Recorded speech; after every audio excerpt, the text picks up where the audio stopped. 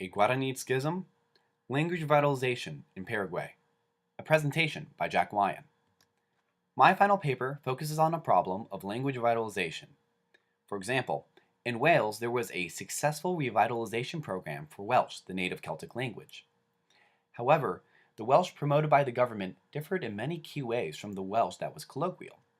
What resulted was a schism within the Welsh language, between those who spoke the Welsh promoted by the government and those who spoke colloquial Welsh, which divided the Welsh movement down the middle. My question is, does this occur anywhere else? In Latin America, Paraguay seems to be a good place to look, since Guarani, a native language, is spoken by more than 90% of the population, which is unique in Latin America. Moreover, Guarani, since 1992, has been an official language of Paraguay, and is undergoing a major revitalization effort. Does the schism found in Welsh occur here in Guarani?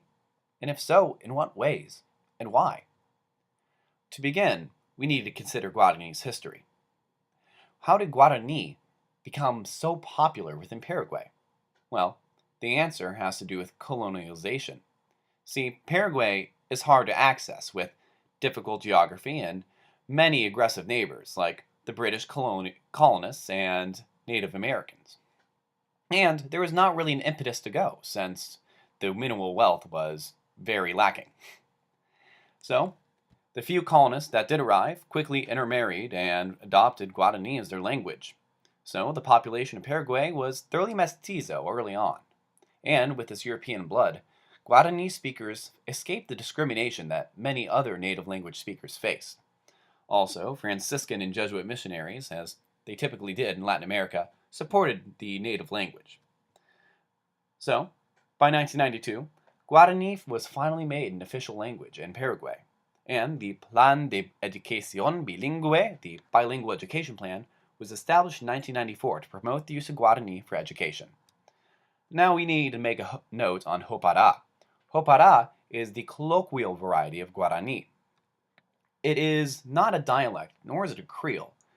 Rather, it's a lot like Spanglish. It is a type of code switching between Guarani and Spanish that uses words from both of them in a really strange way, where native speakers can't decide whether a word belongs to Guarani or Spanish.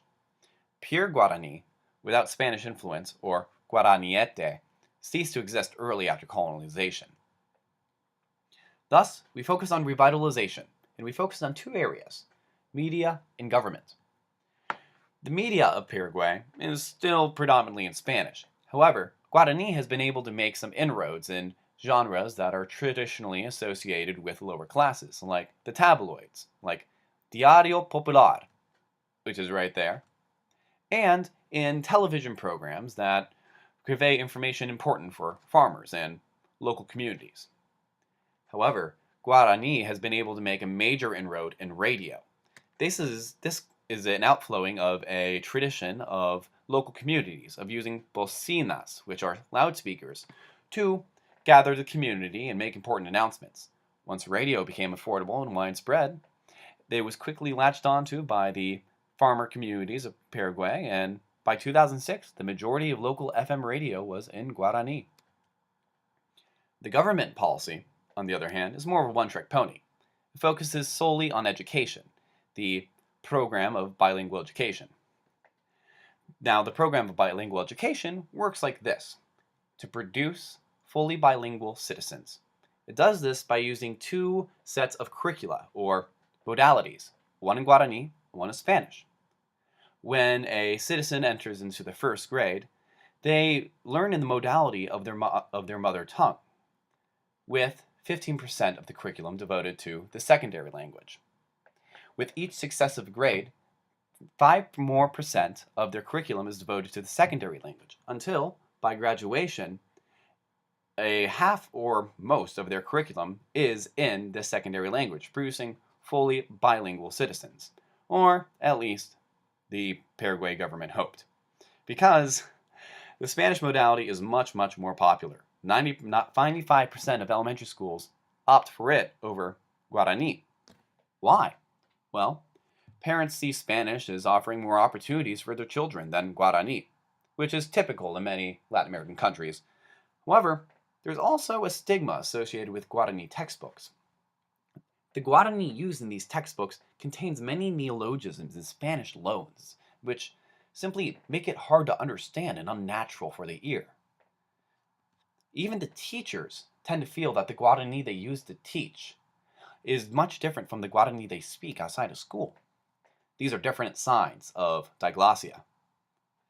Now, besides education, Guarani is virtually absent in any other government activities. Most official documents are completely in Spanish, and Guarani is not even allowed in court. This differs a lot from the Welsh revitalization movement, where the Welsh government provides things in Welsh for any aspect of life. Thus, revitalization only appears to produce diglossia when run by the government. Community-led efforts have no need to make up a new type of Guarani. They use Hopará because it's practical, and what they're using with it is no different from what they usually use. So we have a diglossia within the schools of Paraguay. So does this lead to a schism, anything like it does in Wales? Yes and no. The failure of Guarani in schools is isolated from the rest of society. Yes, this diglossia between the students who know Hopará and the teachers who teach in this academic Guarani leads to a schism where the students just don't understand and won't. But this is contained within the academic setting, and indeed, it is impossible for it to affect the rest of society.